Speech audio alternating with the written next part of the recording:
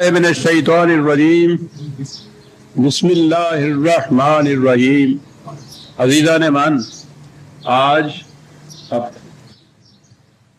मई 1983 की 6 तारीख है और दरस कुरान करीम का आगाज सूरह अल हदीद की आयत 19 से होगा, लेकिन साबका दर्स में आयत 18 का मफ़हूम कुछ तशनाए तकमील रह गया था। मैंने अर्ज किया था कि उसे आप पहले ले लेंगे। कहा यह गया है वहां, इन्नल मुसद्दिकीन वल मुसद्दिक़ात व अक़रज़ुल्लाह क़र्ज़न हसना। दावा ईमान को सच कर दिखाने वाले। और उसके बाद ये इन्फाक का जिक्र आ रहा है। इस निज़ाम की तश्कील के लिए कुरान का जो माशी निज़ाम है वो ये कि हर फर्द अपनी ज़रूरत के मुताबिक सिर्फ रख सकता है। ज़ायदा ज़रूरत इस मकसद के लिए उस निज़ाम को दे देता है ताकि वो दूसरे ज़रूरतमंदों की ज़रूरियात को पूरा करे। ये निज़ाम है। तो गोया दावा ईमान को सच कर देने के बाद पहली बात यहाँ यही कही कि वो इंफाक देते हैं, माल देते हैं, दौलत देते हैं। तो गोया हमारे ज़हन में तो ये है कि दावा ईमान को सच कर देने के लिए, दिखाने के लिए नमाजें पढ़ते हैं, रोजे रखते हैं, हज करते हैं। ज़हन में रखिए कि ये नमाज, रोजा, हज, ज़कात वगैरह जो अरकान कहलाते हैं इस्लाम के, इनकी अहमियत से इनकार नहीं है, लेकिन ये ज़राया है किसी मकसद के हासिल करने का। ये मकसूद भी ज़ात नहीं है। वो मकसद तो उस निज़ाम को कायम करना है जो नौ इंसानी की मनफत के लिए कुछ काम करता है। ये सारा जितने भी हैं ये उस प्रोग्राम के ज़राए हैं। अब अगर ज़राया को ही मकसूद बिज़ात समझ लिया जाए तो जो आपको अब याद होगा, मैं दीन और मजहब में जो फर्क करता चला आ रहा हूं, दीन तो उन मकासद का नाम है जिनके लिए ये सब ज़राए हैं, और मजहब में ये ज़राए मकसूद बिज़ात हो जाते हैं। अब आपके यहां देखिए, वो जो मकसद है कि कोई शख्स रात को भूखा ना सोए, अगर एक फर्द भी भूखा सो गया तो वो निज़ाम इस्लामी नहीं कहला सकता। वो एक मकसद है। अब इसके ऊपर आप देखेंगे कि कोई जोर नहीं देता, सवाल ही नहीं है।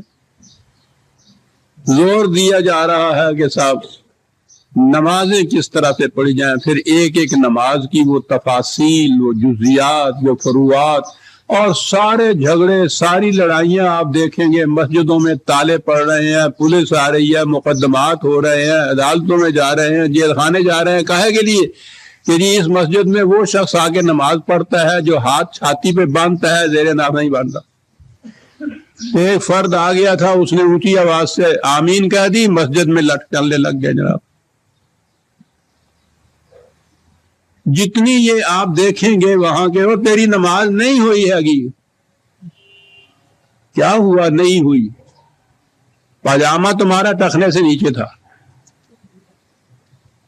उसने जरा सा सुकेट के ऊपर कर लिया, नमाज हो गई। ये ठीक है कि ये जुजियात भी अपने मकाम के ऊपर ये जरूरी चीजें होती हैं, जिसे डिसिप्लिन आप कहते हैं।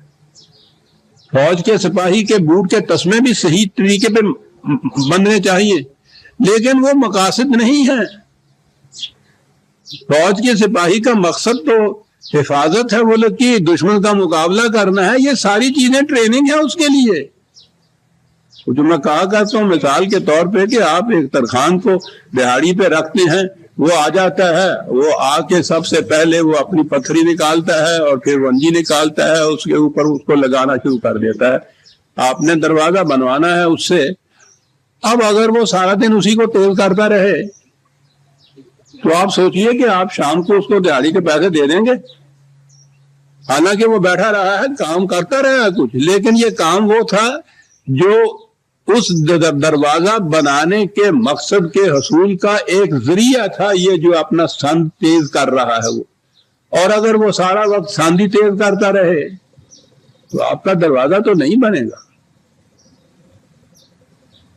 یہ جتنی چیزیں تھیں یہ ذرائع تھے ایک مقصد کے حصول کے لیے, اور وہ مقصد تھا دین کے نظام کو اسٹیبلش کر دینا, قائم کر دینا. اور دین کا نظام تھا ما ینفع الناس, انسانیت کی منفعت کے لیے کیا کیا جاتا ہے.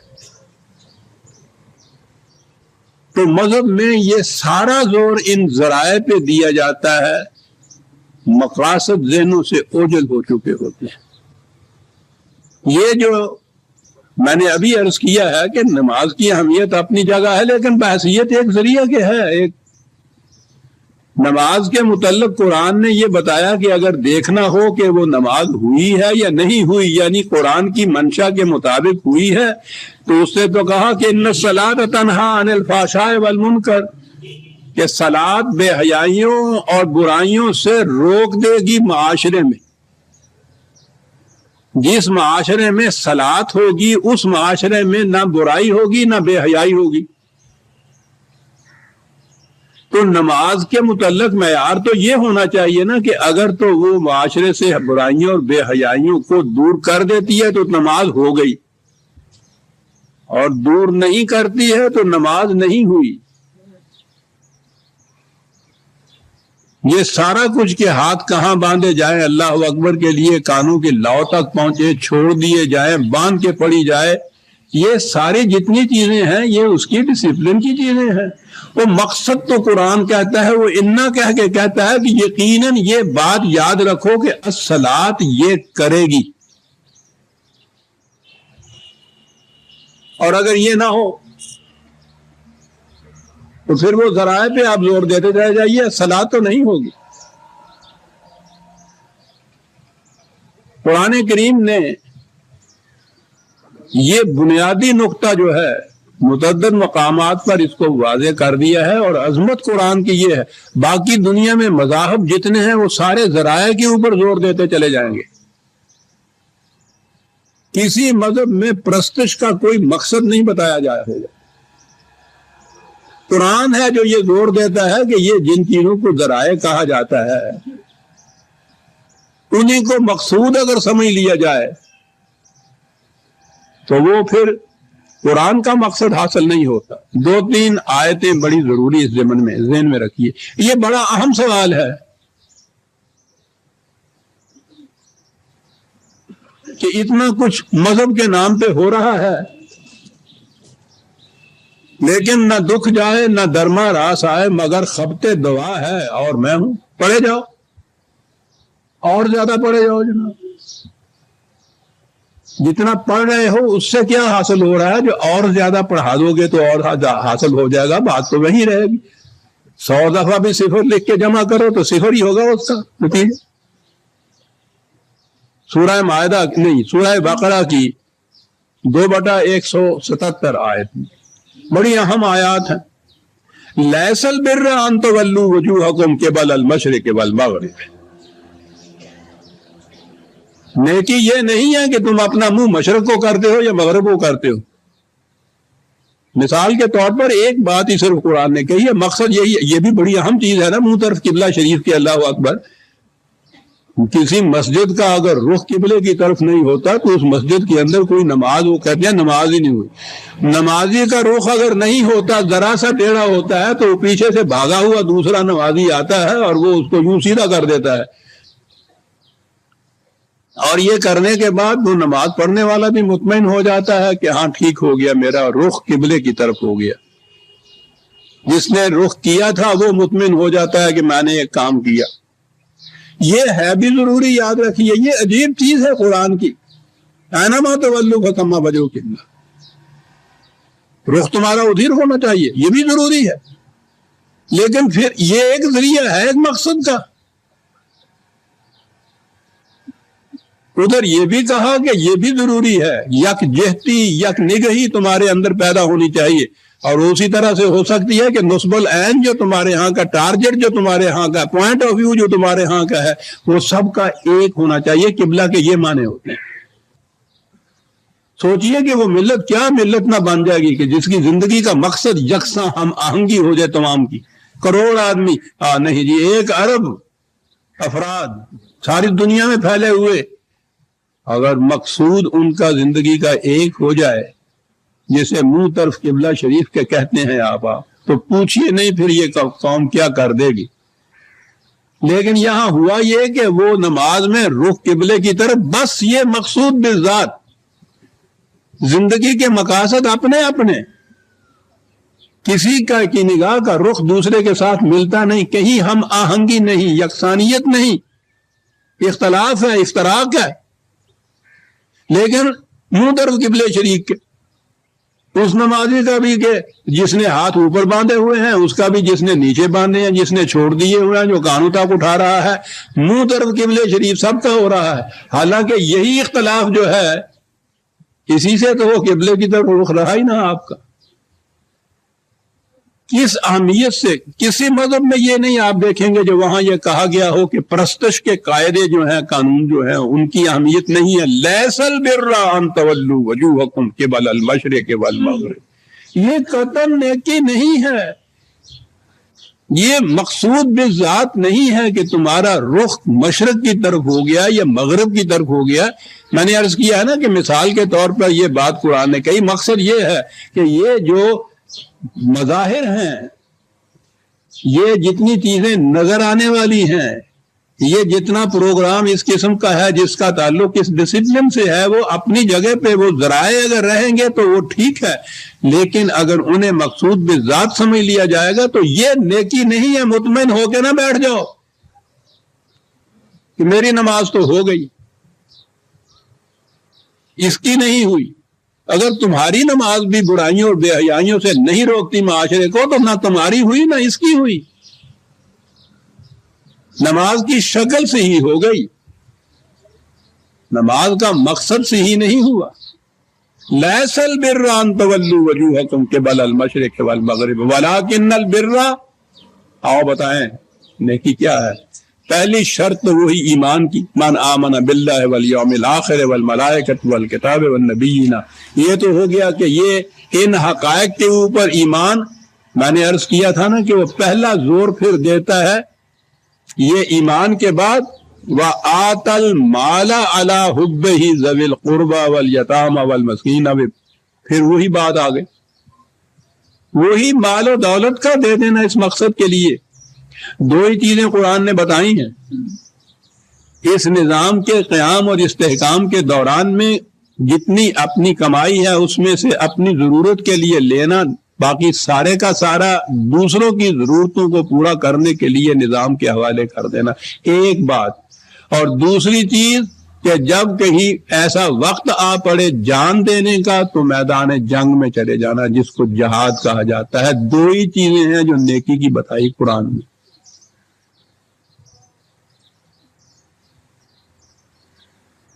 اس لیے کہ یہ دو ہی چیزیں ہیں جن کے دعویٰ کرنے سے انسان مسلمان ہوتا ہے۔ اب تو یہ ہے نا کہ کلمہ پڑھ لینے سے مسلمان ہوتا ہے۔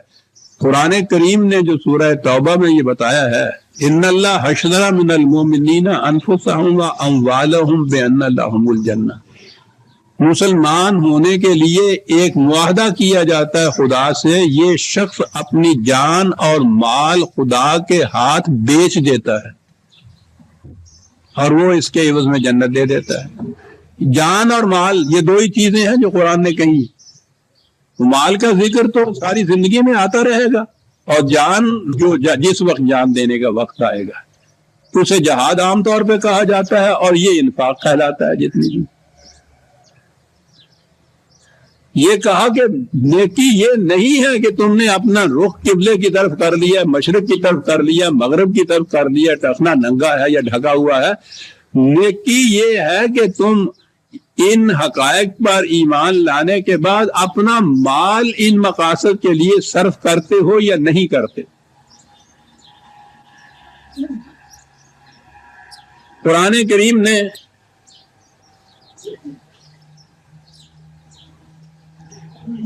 اسی آیت میں دونوں ہی چیزیں آ گئی ہیں. پہلے تو آت المال ہے اور آخر میں ہے وَالصَّابِرِينَ فِي الْبَأْسَاءِ وَالضَّرَّاءِ وَحِينَ الْبَأْسِ.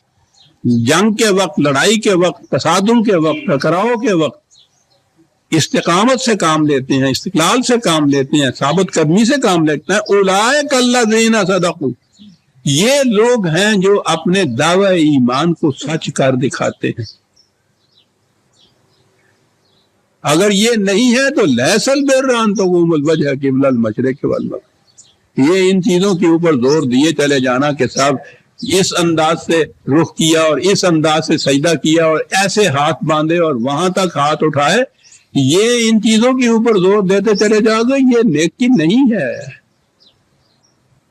نیکی یہ ہے کہ تم اپنے دعوی ایمان کو ان چیزوں سے سچ کر دکھاتے ہو یا نہیں. یہاں تو اتنی سی چیز کہی ہے، سورہ توبہ میں ہے، وہ بھی اسی کا یہ ایک جز ہے 9/19. اجعلتم سقایت الحاج و عمارت المسجد الحرام کمن آمن باللہ والیوم الآخر وجاہد فی سبیل اللہ لا یستوون عند اللہ. کہا کیا تم سمجھتے ہو کہ اس قسم کے نیکی کے کام کے حاجیوں کے لیے سبیلیں لگا دی ہیں ہم نے پانی پینے کے لیے، کعبہ کی تزئین و آرائش کے لیے اتنا کچھ ہم نے کر دیا ہے. تو آپ کو یاد ہے انہوں نے اگلے دنوں سے یہ خبر آئی تھی کہ پتہ نہیں کتنے 100 من سونا جو ہے کعبے کے دروازے پہ لگایا گیا ہے، کس کس قسم کے پتھروں کے فرش بنائے گئے ہیں، کروڑوں روپے اس کی زینت کے اوپر، اس کی آرائش کے اوپر خرچ کیے جا رہے ہیں. قرآن کہتا ہے کیا تم سمجھتے ہو کہ یہ اس قسم کے یہ نیکی کے کام تم سمجھتے ہو کہ حاجیوں کو پانی پلانے کے لیے یا کعبے کی تزئین و آرائش کے لیے اتنا کچھ ہم کر رہے ہیں؟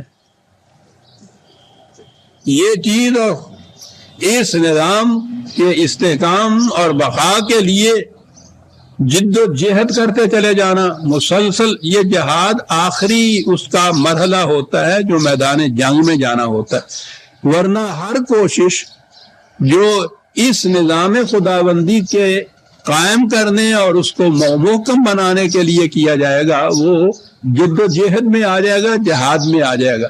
کہا کہ یہ بات جو ہے کہ پانی پلانا ہے حاجیوں کو اور کعبے کی تزئین و آرائش کرنی ہے، کیا یہ اس کے برابر ہو جائے گا کہ جو شخص جاہد فی سبیل اللہ لا یستوون عند اللہ؟ تم اپنے ذہن میں خواہ کتنا کیوں نہ اپنے آپ کو فریب دے لو کہ یہ دونوں چیزیں برابر ہیں، خدا کے نزدیک یہ برابر نہیں ہے. وزن تو وہ ہے جو اس کے میدان میں ہو، وہاں اس کا کوئی وزن نہیں ہے. اولئک حبطت اعمالہم، اس قسم کے اعمال تمہارے لیے خود فریبی کا باعث بن سکتے ہیں، خدا کے میزان میں ان کا کوئی وزن نہیں ہوتا. لا یستوون عند اللہ. اور اتنا ہی نہیں ہے عزیزان من، آگے جو الفاظ آتے ہیں کہاں پوچھتا ہے آدمی. واللہ لا یہدی القوم الظالمین، جو انہی ذرائع کو مقاصد سمجھ کے مطمئن ہو بیٹھی ہے وہ ظالمین کی قوم ہے، گمراہ ہے، ان کو صحیح راستہ نہیں مل سکتا. یہ ہے فرق مذہب اور دین میں. یہ سارا کچھ جو ہے حاجیوں کو پانی پلانا، مساجد کی تعمیر اور اس میں تزئین اور یہ سارا کچھ آپ دیکھتے ہیں سارا زور ہمارے ہیں مذہب میں ان چیزوں پہ لگایا جاتا ہے. نماز روزہ ہے تو اس کے لیے یہ جزیات جتنی ہیں، مسائل پہ مسائل آپ دیکھیے کمرے بھرے ہوئے ہوتے ہیں ان کتابوں سے، یہ کہ روزہ کن چیزوں سے ٹوٹتا ہے، کن چیزوں سے رہتا ہے. حنفیوں کی نماز کیسی ہے، اہل حدیث کی کیسی ہے، شیعہ کی کیسی ہے، ان کے اندر پھر جو مختلف الگ ٹولے بنے ہوئے ہیں ان کی کیسی ہے. جزیات پہ جزیات، باس پہ باس چلی آ رہی ہے، لٹھم لٹھا ہو رہے ہیں ان چیز کے اوپر. خدا کہتا ہے کہ اس کا وزن ہی کچھ نہیں ہمارے میزان میں. اور اس سے آگے بڑھیے، یہ جتنا کچھ مذہب کے نام پہ قرآن کریم، ناظرہ قرآن کریم پڑھایا جاتا ہے، مکتب پہ مکتب کھلے ہوئے چلے جا رہے ہیں، بغیر مطلب سمجھے ہوئے قرآن کے الفاظ کو دہراتے چلے جانا. سوچیے عزیزان من، دنیا کی کسی کتاب کے ساتھ بھی یہ ہوتا ہے؟ کہ آپ اس کا مطلب نہ سمجھ رہے ہوں اور دہراتے چلے جائیں آپ اس کو ساری عمر، اور اہتمامات اس کے لیے آپ پوچھو نہیں، اتنے اس کے لیے مدارس اور مکاتب کھلے ہوئے ہیں، اور پھر جتنا ان پہ اوپر خرچ ہوتا ہے، جتنا اہتمام کیا جاتا ہے، پھر اس کو کام کرنے والے، ان میں چندہ دینے والے، اس کا انتظام کرنے والے بڑے مطمئن ہوتے ہیں کہ بہت بڑا کام ہم کر رہے ہیں، خدا کا، مذہب کا، دین کا، اسلام کا۔ اتنے ہی مکاتب تھے ہی، چلیے حفظ کرانے والے حافظ نہیں جی، آگے چلیے تجوید القرآن ہے جی، پھر وہ قاری بناتے ہیں۔ اس نے تو حفظ کرایا، اس نے یہ سکھایا کہ وہ عین کہاں سے نکلے گی، قاف کہاں سے نکلے گا۔ اب یہ عین اور قاف درست کرنے والے الگ مکاتب کھلے، الگ مدرسے کھلے، ادھر وہ حافظ بناتے ہیں، یہ قاری بناتے ہیں، یہ تجوید کا الگ علم بن گیا ہے۔ یہ سارا چکر آ رہا ہے۔ سارا مقصد اس قرآن کا پہلے تو اتنا ہی ہوتا تھا کہ وہ رمضان کی تراویح میں وہ حافظ تراویح پڑھا دیتا تھا، محراب سنانا جس کو کہتے ہیں۔ وہ سنانے والا بھی کچھ نہیں سمجھتا تھا کہ میں کیا کہہ رہا ہوں، یہ سننے والے بھی کچھ نہیں سمجھتے میں کیا کہہ رہا ہوں، ثواب دونوں کو ہو رہا ہے، مطمئن ہے۔ لیس البر، قرآن ہے عزیزان مان، میرے اور آپ کے جذبات کی رعایت نہیں رکھتا، حقائق ہے، نیکی نہیں ہے یہ۔ وہ یہ قرآن کو نازل کیا گیا ہے، وہ کہتا ہے لقوم یعلمون لقوم یعقلون، ان کے لیے جو اس کو سمجھتے ہیں، ان کے لیے جو غور و فکر کرتے ہیں، یہ تو نازل ان کے لیے کیا گیا ہے۔ یہ سارا کچھ اس اہتمام سے ہو رہا ہے۔ سوچئے قوم کا یہ رویہ، انہی تک آ جائیے اور آگے نہ بھی بڑھیے، مساجد بنانا۔ غور فرمائیے کہ ایک ایک مسجد، یعنی لاؤڈ سپیکر الگ، وہ مینارہ اس کے اندر ہے، ایک مینارے پہ جتنا خرچ ہوتا ہے، ایک مسجد پہ جتنا خرچ ہوتا ہے، پھر وہ مساجد بھی ایسی بن رہی ہیں جن میں وہ سنگ مرمر اور سنگ موسیٰ اور یہ چیزیں لگی ہوئی ہوتی ہیں، بنتی چلی جاتی ہیں مسجدوں پہ مسجدیں صاحب، پھر ان کی زیب و زینت کے سامان ہو رہے ہیں، ان کے انتظامات پھر ہو رہے ہیں۔ ادھر میں نے عرض کیا ہے کہ قرآن کے ساتھ یہ کچھ ہو رہا ہے۔ یہ ایک حج کے اوپر آپ کے ہاں پوری ایک عرب قوم جو ہے وہ حج کے اہتمام میں سارا سال لگی رہتی ہے۔ ٹھیک ہے، اپنا اپنا اطمینان ہے جسے آپ کر کے آ جائیے۔ قرآن کہتا ہے ہمارے میزان میں تو برابر نہیں یہ بات ہو سکتی۔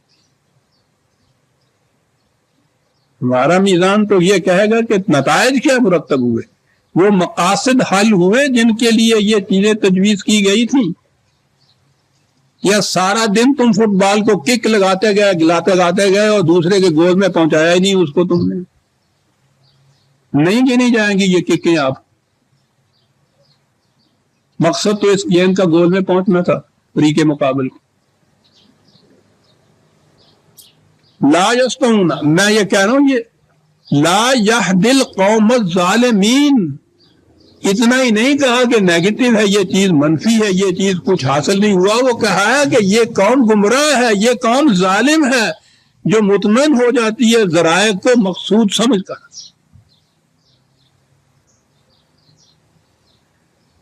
الذین آمنوا وہاجروا وجاہدوا فی سبیل اللہ باموالہم وانفسہم اعظم درجۃ عند اللہ اولئک ھم الفائزون۔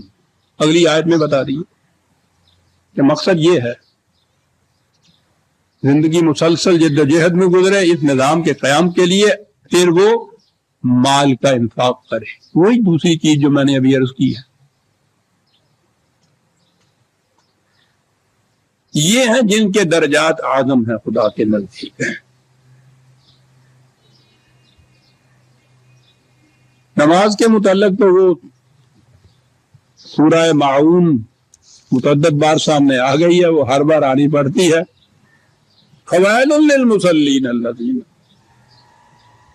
اتنا ہی نہیں کہ وہ بیکار گئی ان کی نمازیں، اس قسم کے نمازیوں کی، فویل، تباہی ہے ان نمازیوں کے لیے. وہ تو نماز نہ پڑھنے والوں کے لیے تباہی بتاتے ہیں، یہاں وہ بتا رہا ہے نماز پڑھنے والے جو مسلین ہیں ان کے لیے تباہی. کون سے مسلین؟ الذین ہم عن صلاتہم ساہون، وہ جو اپنی صلات کے مقصد، مفہوم، اس کے نتائج، جس مقصد کے لیے یہ فرض کی گئی تھی اس سے بے خبر رہتے ہیں. والذین ہم یراؤون، جو کچھ لوگ دیکھ سکتے ہیں اس میں ظاہرہ حرکت، جتنے مظاہر ہیں اس کے، اس کو ہی صلات سمجھ لیتے ہیں. تباہی ہے ان نمازیوں کے لیے جو اس کو صلات سمجھ کے مطمئن ہو جاتے ہیں. وَيَمْنَعُونَ الْمَاعُونَ، اور رزق کے ان چشموں کو جن کا پانی بہتا ہوا رہنا چاہیے تھا بند لگا کے اپنے لیے روک لیتے ہیں اور نماز پڑھنے چلے جاتے ہیں. فَوَيْلٌ لِّلْمُصَلِّينَ الَّذِينَ هُمْ عَنْ صَلَاتِهِمْ سَاهُونَ. آپ غور فرمائیے عزیزان من کہ قرآن کو مفہوم کے ساتھ کیوں نہیں پڑھایا جاتا؟ تو پڑھایا جائے تو ان مقامات کو کیا کریں گے وہ؟ قرآن میں جہاں جہاں یہ آتا ہے کہ فرقہ بندی شرک ہے، ان آیتوں سے یہ اسی طرح گزر جاتے ہیں جیسے ایکسپریس ٹرین کھڑی نہیں ہوتی اس اسٹیشن کے اوپر. کہیں سنیے، مجال ہے ان آیات کے متعلق کچھ بتا جائے. جس قوم میں فرقے ہیں قرآن کہتا ہے کہ یہ شرک ہے. رسول اللہ صلی اللہ علیہ وسلم سے فرمایا قرآن نے، اے رسول تیرا ان لوگوں سے کوئی واسطہ نہیں ہے جو فرقے سے متعلق ہو گئے. کوئی ایک بھی باقی رہتا ہے آپ کے ہاں؟ باقی وہ رہتا ہے جو کہتا ہے کہ میرا تعلق کسی فرقے سے نہیں ہے، اس کے خلاف یہ سب کفر کا فتویٰ لگا دیتے ہیں. وہ کافر تو ایک باقی رہ جاتا ہے شرک سے. یہ مومن سارے جتنے ہیں قرآن کی روح سے، یہ سارے کے سارے شرک آلودہ ہوتے ہیں. ایک دفعہ کہا کہ وَلَا تَكُونُوا مِنَ الْمُشْرِكِينَ مِنَ الَّذِينَ فَرَّقُوا دِينَهُمْ. مشرک. دوسری جگہ کہا ہے رسول تیرا ان لوگوں سے کوئی واسطہ نہیں ہے جنہوں نے فرقہ بنا لیا. اور یہاں فخر اسی پہ کیا جاتا ہے کہ ہم فلاں فرقے سے ہیں. کون ہوتے ہیں صاحب؟ یعنی اگر آپ صرف کہہ دیے مسلمان ہوتا ہوں تو وہ اطمینان نہیں ہوتا. جی بھائی کون مسلمان؟ یعنی آگے بتائیے. کہتا ہوں کہ رسول اللہ صلی اللہ علیہ وسلم نے بھی بتایا تھا. آگے پھر انا اول المسلمین حضور نے کہا کہ پھر آگے میں نے کہا صحابہ نے پوچھا تھا کہ جی کون مسلمان، سنی یا شیعہ مسلمان؟ اچھا جی سنی مسلمان ہو جی، سنی تو ہوا. کون سے سنی مسلمان؟ اہل حدیث یا اہل فقہ؟ کہ جی اہل فقہ والے تھے. اچھا اہل فقہ، ٹھیک ہے شکر ہے. حنفی ہیں آپ یا شافعی ہیں صاحب؟ کہ جی حنفی ہوں صاحب. حنفی ہیں، اچھا. دیوبندی ہیں، بریلوی ہیں. چل بھائی تریا چل. وہ کہتے رک بھی رکے گا تو وہ جو توحید کے اوپر ہوگا، جو کہا گیا کہ انا مسلم بس. اور جو ان پندنیوں پہ چلے گا پھر تو گھر مافلہو خیز افسانہ سے افسانہ چلتے جا. ابھی تو میں نے طریقت نہیں گنائی تصوف کی جن میں ہم جن وادیوں میں ہم گزرے ہیں، وہاں پوچھو نا کیا کچھ اور ہوتا ہے. صرف مسلمان کہنے سے کوئی مطمئن نہیں ہوتا. جب تک شرک نہ ملایا جائے ساتھ اسلام نہیں آتا. یہ تھی وہ چیز. وہ کہتا ہے کہ اپنے دعوی ایمان کو سچ کر کے دکھانے والے وہ لوگ ہیں جو اس نظام کی استحکام اور بقا کے لیے، قائم کرنے کے لیے مسلسل جدوجہد کرتے ہیں. ٹکراؤ کا وقت آتا ہے تو سر ہتھیلیوں پہ رکھ کے میدان جنگ میں جاتے ہیں، اور وہ میدان جنگ میں جانے کا وقت نہیں ہوتا تو اپنی کمائی کو ان کاموں کے لیے کھلا رکھتے ہیں. یہ وہ لوگ ہیں کہ جو سچ کر دکھاتے ہیں اپنے ایمان. دو مقام ہے جہاں قرآن نے یہ کہا ہے کہ یاد رکھو اگر تم یہ نہ کرو گے تو اس کے معنی ہوں گے کہ تم نے دین سے اعراض برت لیا اگر یہ کرو گے تو پھر تمہاری جگہ دوسری قوم آ جائے گی.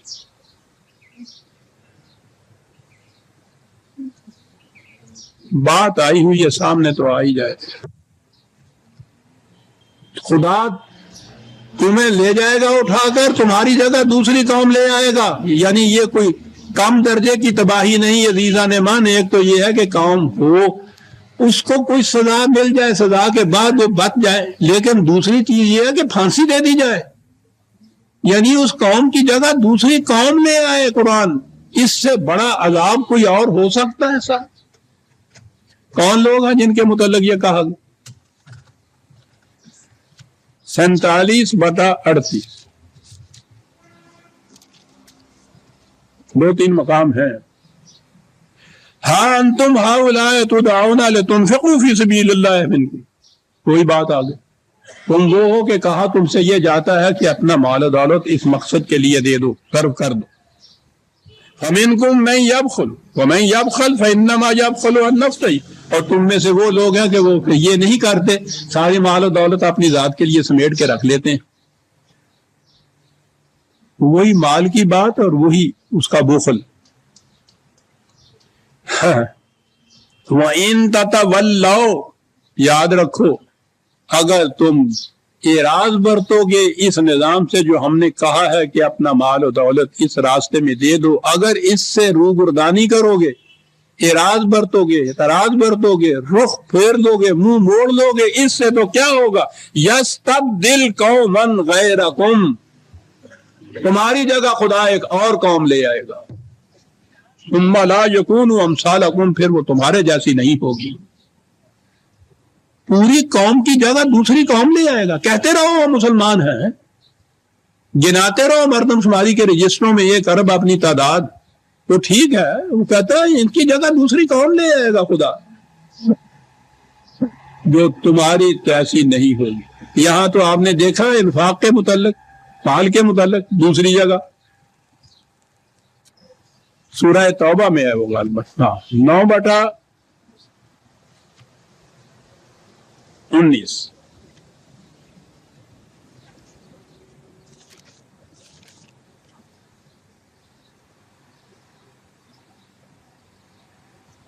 نہیں 39 ہے جی, دیکھ لیجئے گا.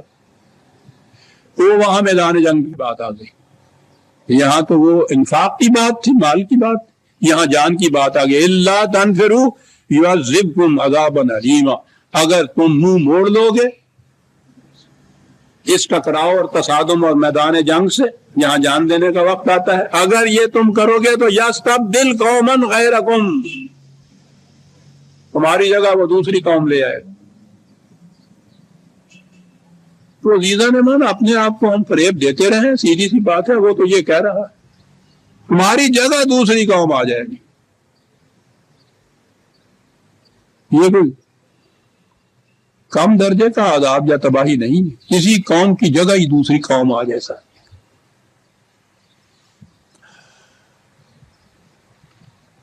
کہنے کا مطلب یہ تھا کہ جب دین مذہب میں بدل جاتا ہے تو پھر جتنے ذرائع ہوتے ہیں وہ مقاصد بن جاتے ہیں, مقصد سامنے نہیں رہتا. اور اسی پہ زور دیا جاتا ہے. ذرا کسی وقت بیٹھ کے سوچئے گا, جس کے پاس معلومات ہو اس سے پوچھئے گا کہ آپ کے ہاں مذہب کے نام پہ یہ قوم کتنا خرچ کرتی ہے, کتنی محنتیں کرتی, اور کوئی نتیجہ مرتب ہوتا ہے. قرآن نے کہا تھا کہ پہلی مومنین کی جماعت کی پہلی نشانی, علامت, معیار یہ ہے کہ کفار اس کے اوپر کبھی غالب نہیں آ سکیں گے, غیر مسلم مسلموں کے اوپر غالب نہیں آ سکیں گے.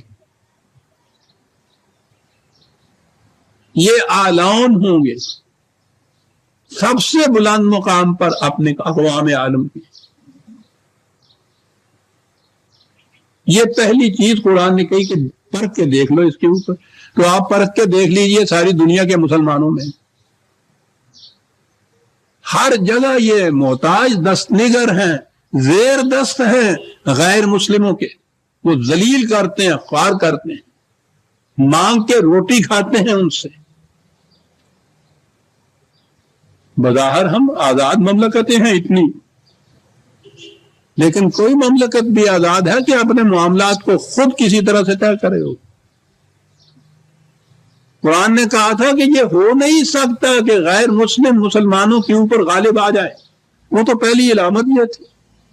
تو قوم کی جگہ دوسری قومیں تو آ ہی گئی ہوئی ہیں.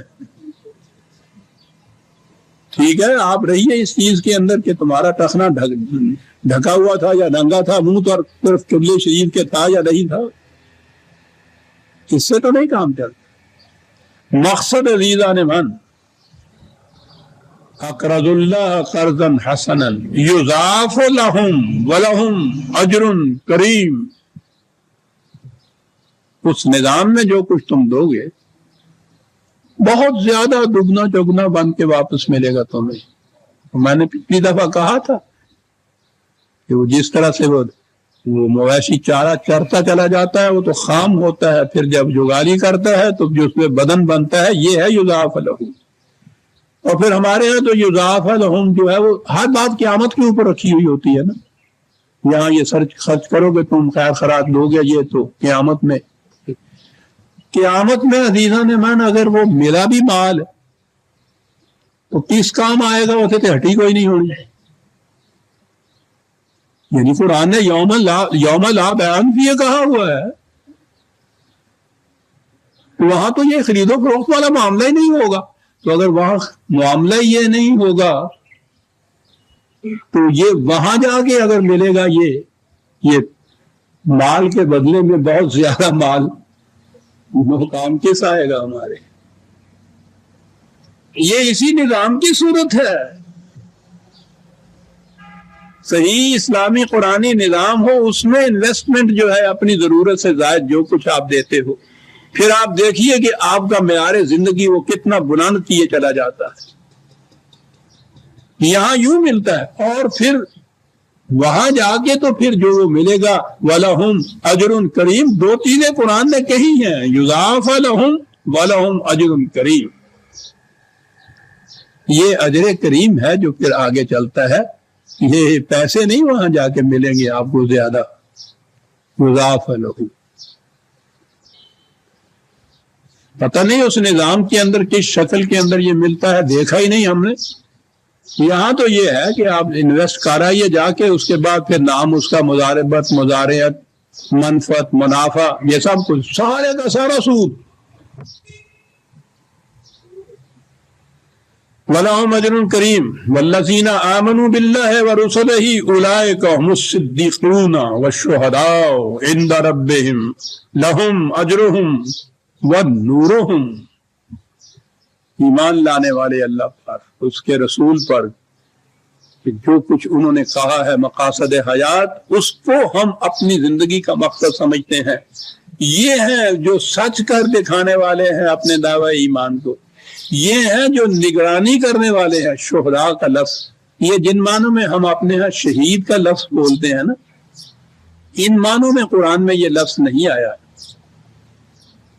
شہداء شہادت تو آپ کو معلوم ہے نا، کسی چیز کی گواہی دینا. نگرانی کرنا اصل میں اس کے معنی ہوتے ہیں. وہ ہیں جو اس نظام کی نگرانی کرنے والے ہیں. خدا کے نزدیک خدا نے یہ ان کا فریضہ زندگی مقرر کیا تھا کہ وہ اپنے دعوی ایمان کو اپنے ان اعمال سے سچ کر دکھائیں اور نگرانی کریں.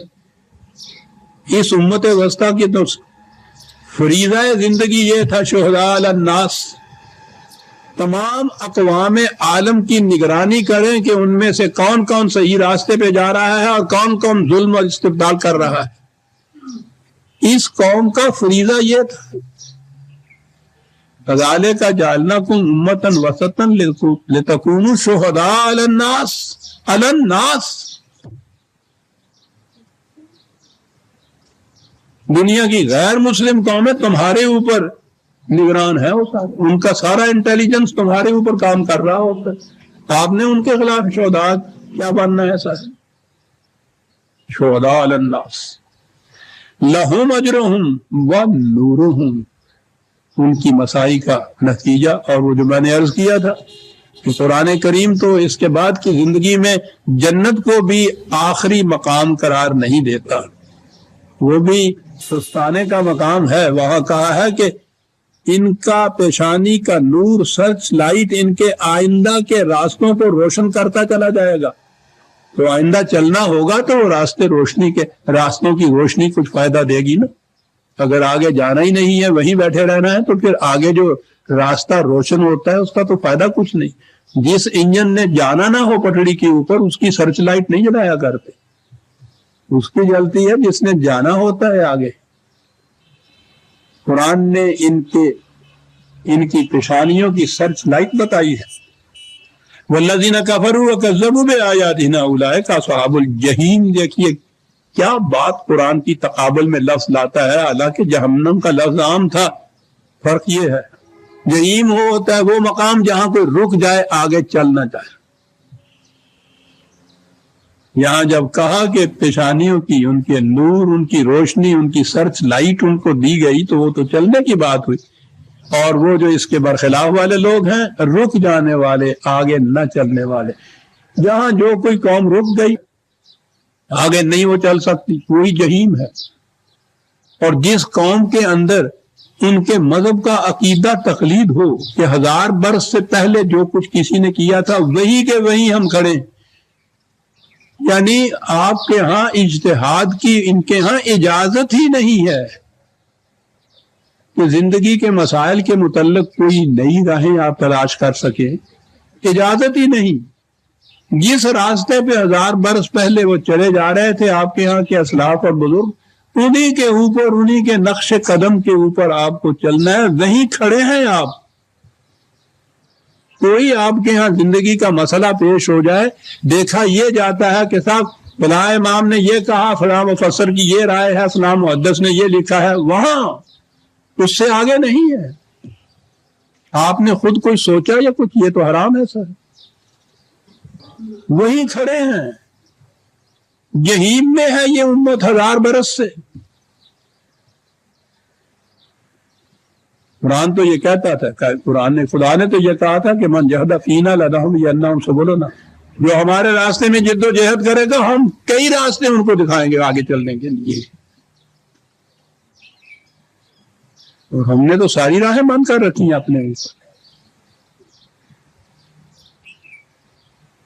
اس کے بعد یہ کہا کہ یہ دیکھو، ہم نے یہ کہا نا کہ یہ مال و دولت انسانیت کی منفعت کے لیے اس کو کھلا رکھنا چاہیے، اپنی ذات کے لیے اس کو منجمد نہیں کر دینا چاہیے۔ یہ جہیم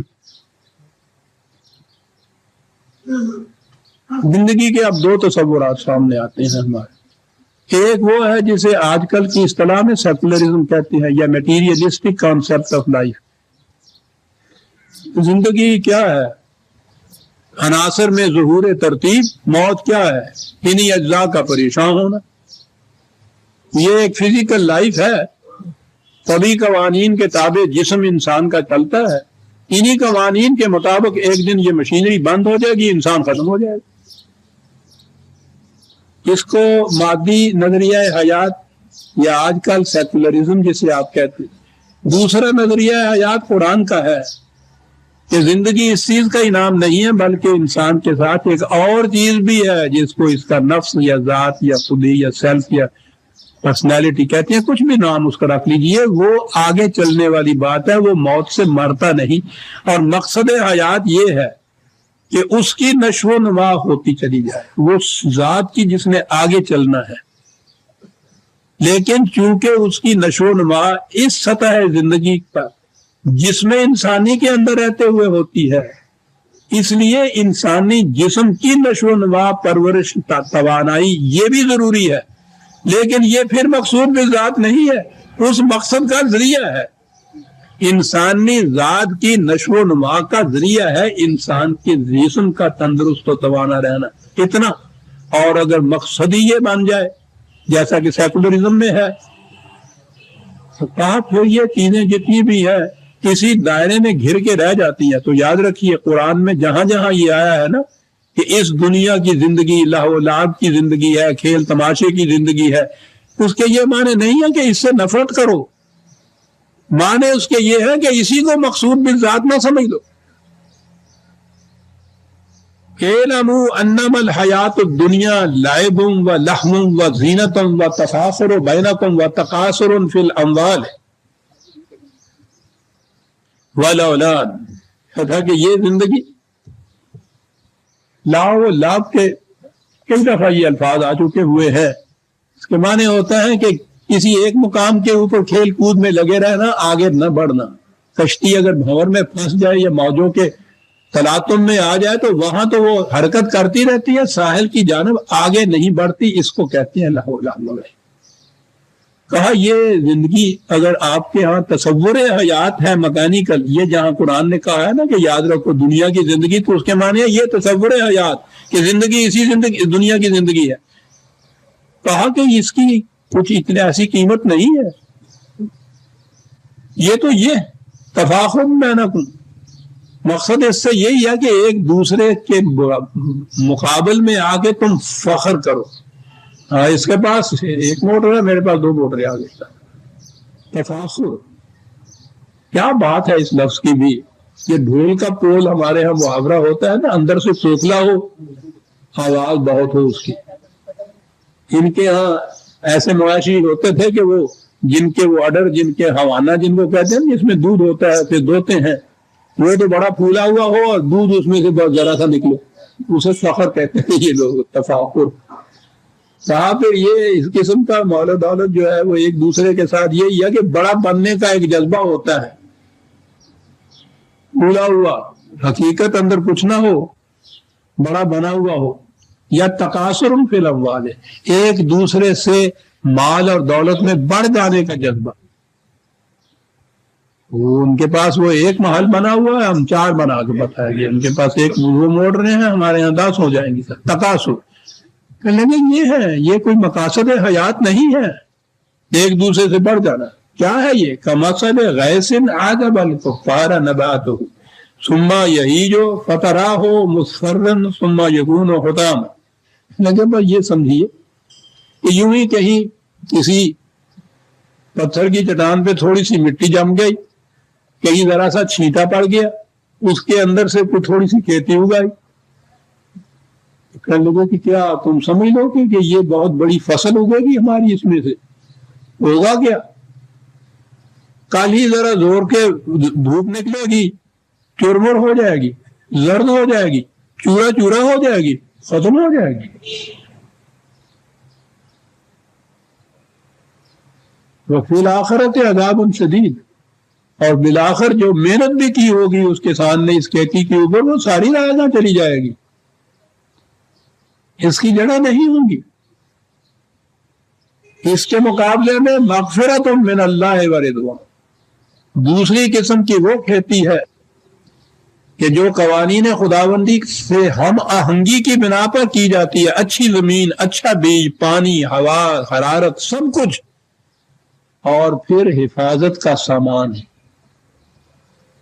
ایک وہ کھیتی ہوتی. تو کرنے لگے دونوں میں تم خود فرق کر کے دیکھ لو.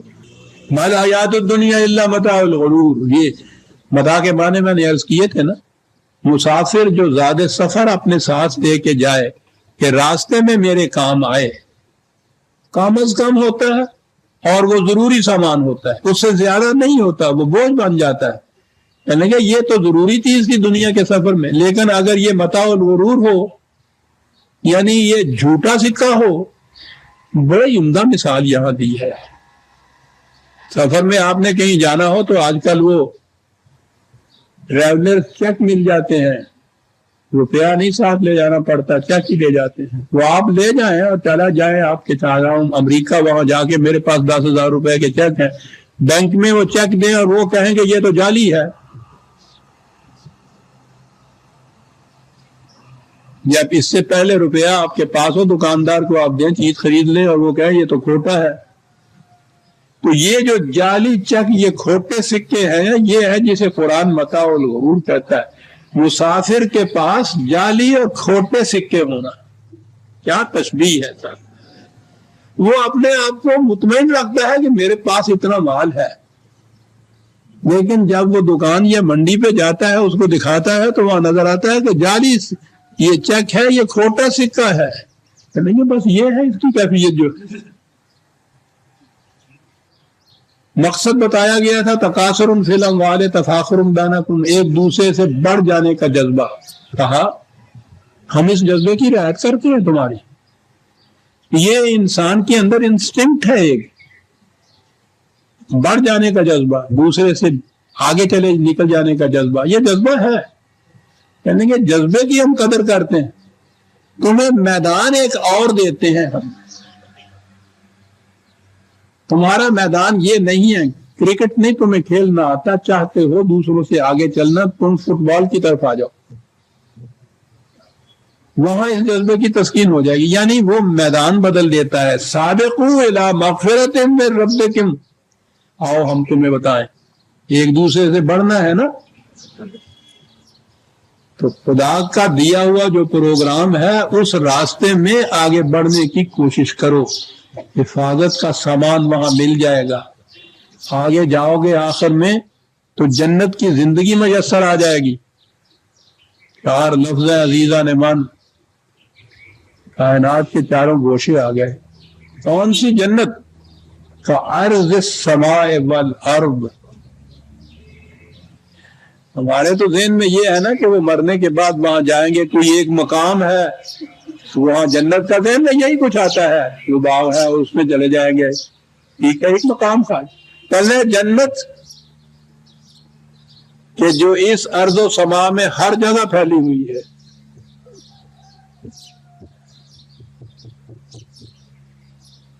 جنت، یہاں بھی جنت کی زندگی آپ کی ہو سکتی ہے، لیکن ہم جو جہنم میں زندگی بسر کر سکتے ہیں ہمیں معلوم ہی نہیں ہو سکتا کہ جنت کی زندگی کہتے کس کو ہے۔ تو وہ جنت کسی خاص مقام کے اوپر نہیں ہے، جنت ارضھا کعرض السماء والارض،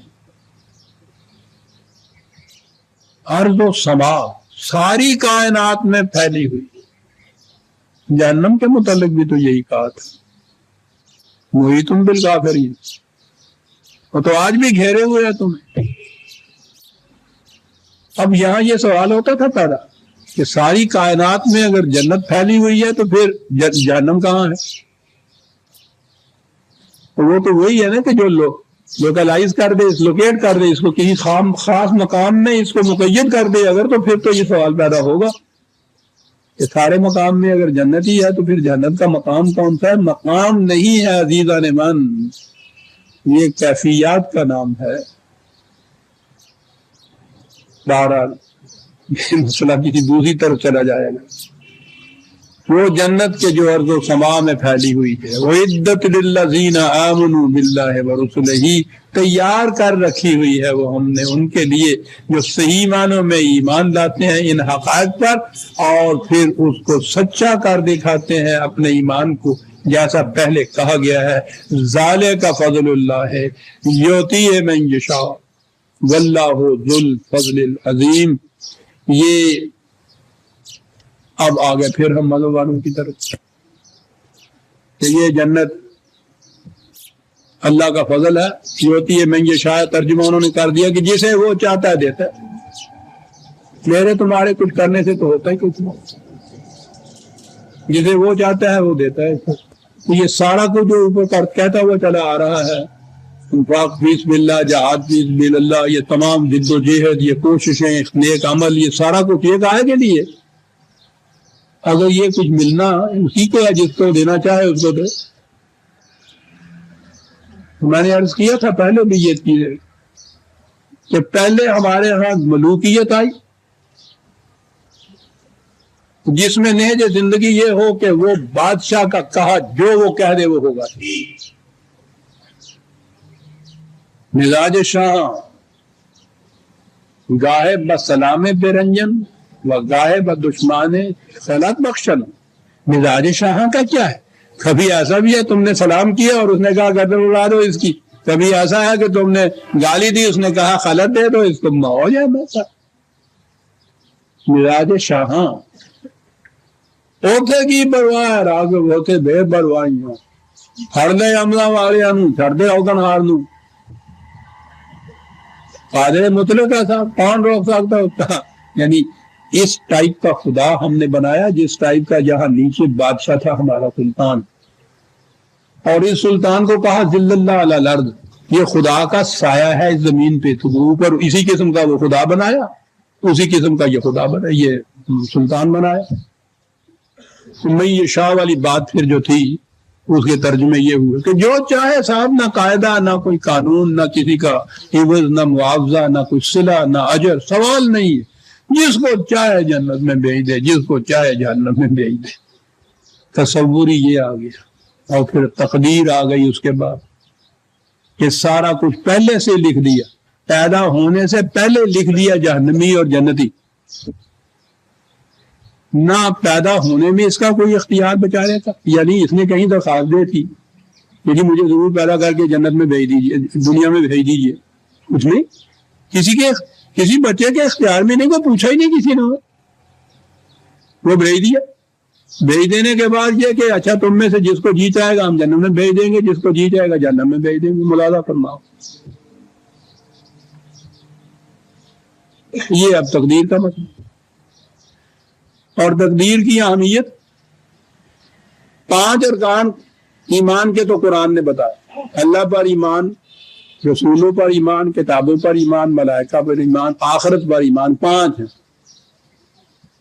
اور معلوم نہیں آپ لوگوں کو کبھی وہ یہ کلمہ جو ہے یہ نہیں، یہ ایمان جو ہے بالتفصیل پڑھنے کی کہیں موقع ملا یا نہیں؟ پہلے ہوا کرتا تھا، نکاح کے وقت پڑھایا کرتے تھے، اب اس کی جگہ بھی قانون آ گیا ہے، یہ وہ پڑھاتے بھی نہیں ہے، پڑھائیں بھی تو پتہ ہی نہیں ہوتا پڑھنے والے کو میں کیا پڑھ رہا ہوں۔ 5 تو یہ خدا نے مقرر کیے، اور اس کے اندر والقدر خیرہی و شرہی من اللہ تعالی، یہ انہوں نے درمیان میں داخل کر دیا جزو ایمان تقدیر۔ اللہ اکبر! جرت ملاحظہ فرمائیے کہ وہ خدا مقرر کرتا ہے 5 اجزاء ایمان، وہ کہتا ہے ان پر ایمان لانے سے مومن ہو تو ان کے انکار کرنے سے کافر ہو، وہ کہتے ہیں 5 نہیں 6،